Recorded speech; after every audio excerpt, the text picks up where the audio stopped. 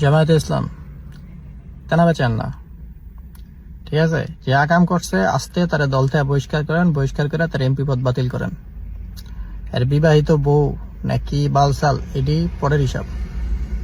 হইতে পারে মায়া কানেক্টেড এর মধ্যে, কারণ হইতেছে যে মায়ার ভিডিও এক্সপ্রেশন দেখে আমার যে মনে হয়েছে যে তারা কানেক্টেড বা হইতে পারে পরিকল্পিত, কিন্তু হালাই তো গেছে, ওই জায়গায় গেছে না। 18 বছরের কচি তরুণী শূন্য তো গেছে হয়। এই ধরনের লোক সংসদে থাকতে পারে না। জামাতের লেগা আমি ভোট চাইছি, ঠিক আছে? বিএনপিরে আমি দুস্তাছি, জামাত আকাম করবো, জামাতটা দুজবো না, তাহলে তো ব্যাপারটা ইকুয়াল হইল না, নিউট্রাল হইল না। আর যে আকাম করছে এটা ছোটখাটো ক্রাইম না, এটা বড় ক্রাইম। মাইয়া আন্ডার এজ, বিবাহিত বউটও কিনা সেটা পরের বিষয়। মাত্র এসএসসি পোস্ট করছে, আরে হালার পুতার বয়স বলে 70 না কত। বাইনচত বলে আবার মুক্তিযোদ্ধা, মানে আমার নানার বাণিজ্যটাও খেয়ে দিতেছেন, মুক্তিযোদ্ধাকে বাণিজ্যটাও খেয়ে দিব, ঠিক আছে? কোনো বালসালের কাহিনী না করে ডিরেক্ট দল থেকে বহিষ্কার করে এমপি পদ খেয়ে দেন। এই ধরনের লোক এমপি পদ হইতে পারে না, এমপি থাকতে পারে না।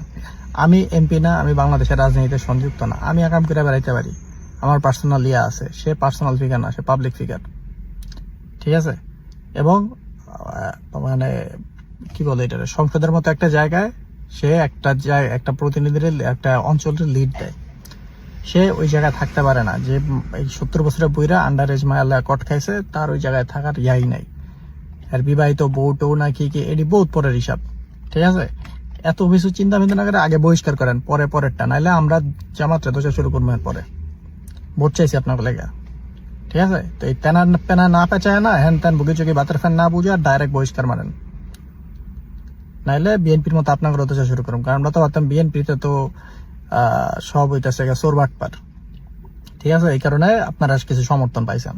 আপনার দলে যদি চোর বাটপার থাকে, জানা শুনে তো চোর বাটপার এগুলারে আমরা সমর্থন দিব না, তাই না? আপনার তো সমর্থন দিচ্ছে আপনার লোকজন বলে কিছুটা ভালো লোকজন আপনার দলে আছে, খারাপ যেটি আছে এটিরা বাইর করেন, নাইলে গণহারা দোষা খাবেন ওই 1-2 জনের কারণে, ঠিক আছে? তাড়াতাড়ি অ্যাকশনে যান।